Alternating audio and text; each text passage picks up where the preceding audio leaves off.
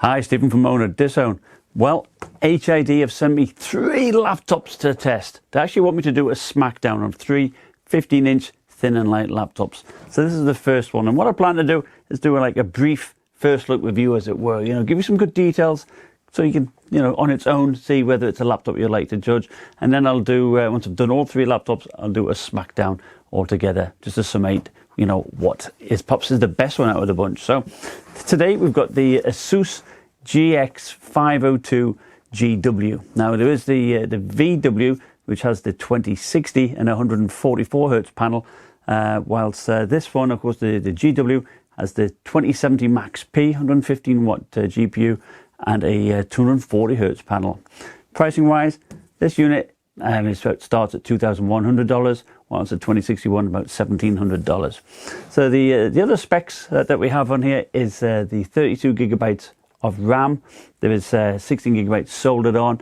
The rest is actually just one DIMM slot. It's got 1 terabyte of PCI Express storage, so that's nice. It's got a 76 watt hour battery, and it's got a Intel 9560 Wi-Fi card. And what they've done, HID, on all of these laptops to make it fair for this smackdown is they've repasted it with not liquid metal. I specifically said no liquid metal. Let's use Gelid Extreme, which I always quite like, and that's what they've applied on the CPU and the GPU on here. So let's have a look. I want to show you what's in the box, because it's, you know, it's a nice box. You know, you open it up and it slides out like that. You know, I could probably do that all day. So I think there's also a silver model to this, but of course I've got the black model. You get a nice sort of like box here of, oops, I tore the box. It's not good, is it? Usual bump. What's this here? Oh, it's a, I thought it was something. It is. There's a huge kick-ass sticker. I hate stickers. You know I hate stickers. Anyway, that's what's there. Don't want any of those stickers.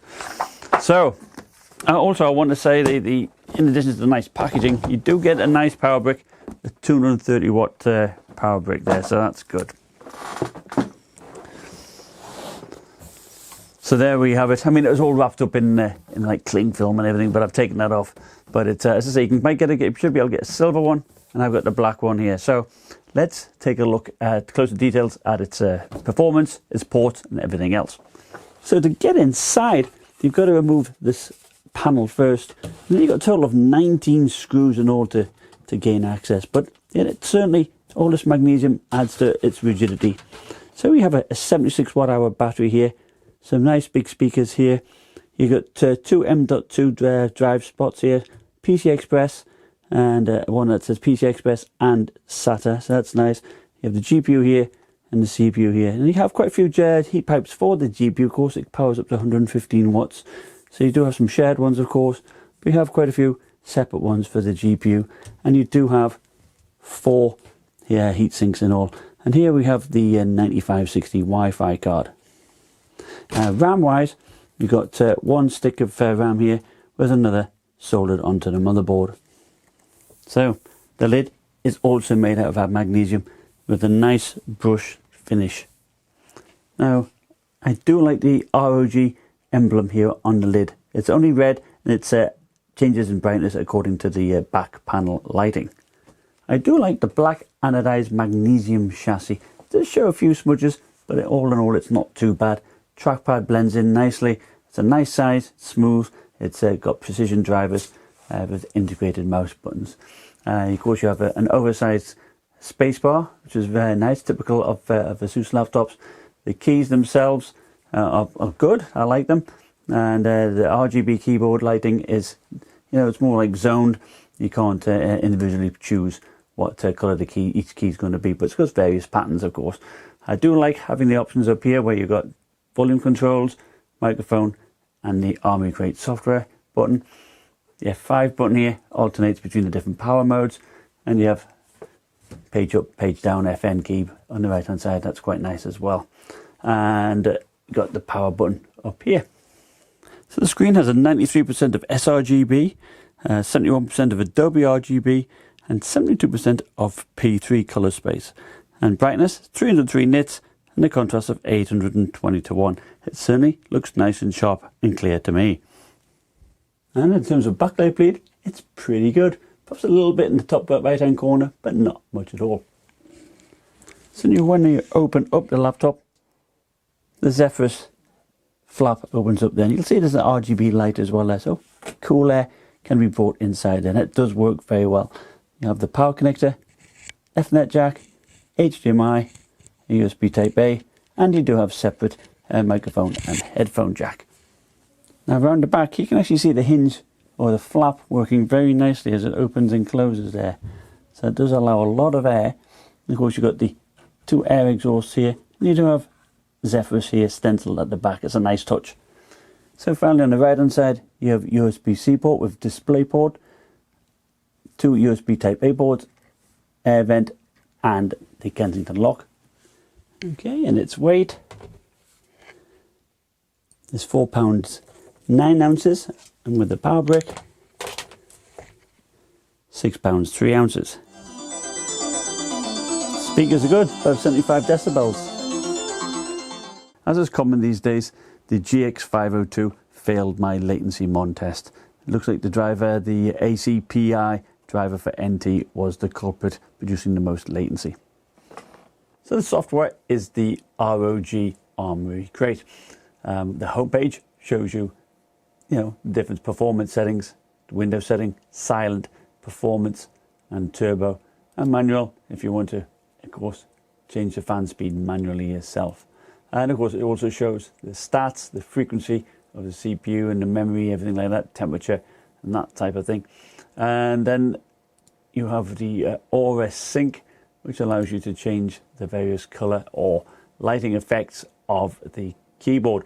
Of course you've got static, various effects. What I do like is the Smart, actually, because it can actually change the temperature of the keyboard, or the color of the keyboard, according to the temperature. So you can actually see what the temperature is. You can do it by the CPU or the CPU usage. So that's pretty interesting to have. In silent mode, it's around about 33, 34 decibels, and it's pretty quiet. Drop that down to performance mode, it goes to about 52 decibels. Still fairly loud though. So the max fan on turbo mode is pretty loud. As you see, it's probably around about 55 decibels. So AIDA64 stress test, stressing everything, the GPU, the CPU and the memory.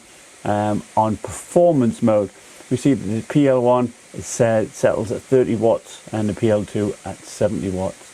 And in terms of the clock speeds, the CPU tends to stick at around about 2,944 megahertz. Of course, initial boost 4,200. So of course it's not the fastest on performance mode, but the temperatures look pretty good, settling around about 78 degrees Celsius, and even only a peak of about 85.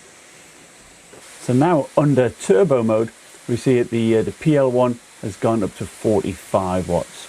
So it's holding 45 watts quite nicely there, and it's what affects on the clock speed. Clock speed now is 3,600. So you do get a nice boost there in performance. What happens to the temperatures? We're still looking around about 83 to 85 degrees. That's not bad at all, and even the peak at 87. I think that's very good. Now we have Far Cry 5 using performance mode, and it's been sat here for a good half an hour. So the GPU is at around 80 degrees Celsius, so that's perfectly fine, and the CPU at about 81, 82 degrees Celsius, holding a fairly decent clock at 3,700 megahertz and 30 watts. And you'll notice the GPU power is around about 115 watts or so.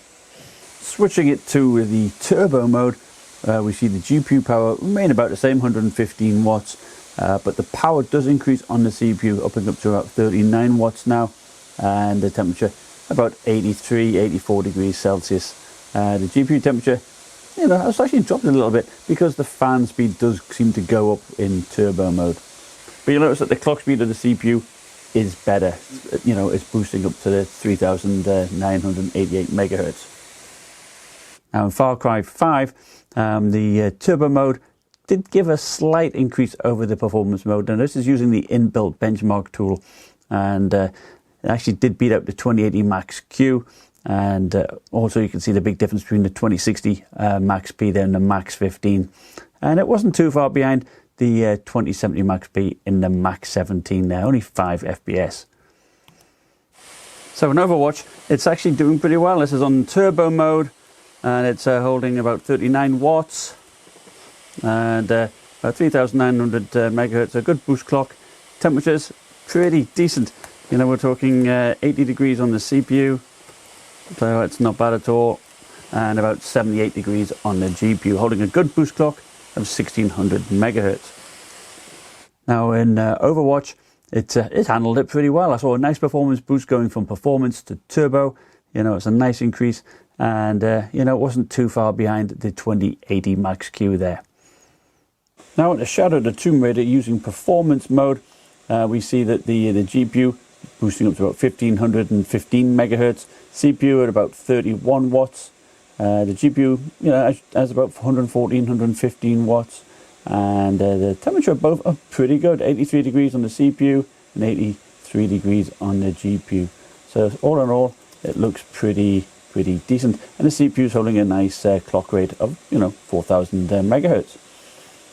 So switching to turbo mode on Shadow of the Tomb Raider, again using the highest settings, CPU power about 32 watts, so perhaps slightly high, but not a huge difference. Thus still holding a nice high clock rate there. The temperature 76 degrees. Of course, the fan speed is higher now with the turbo mode.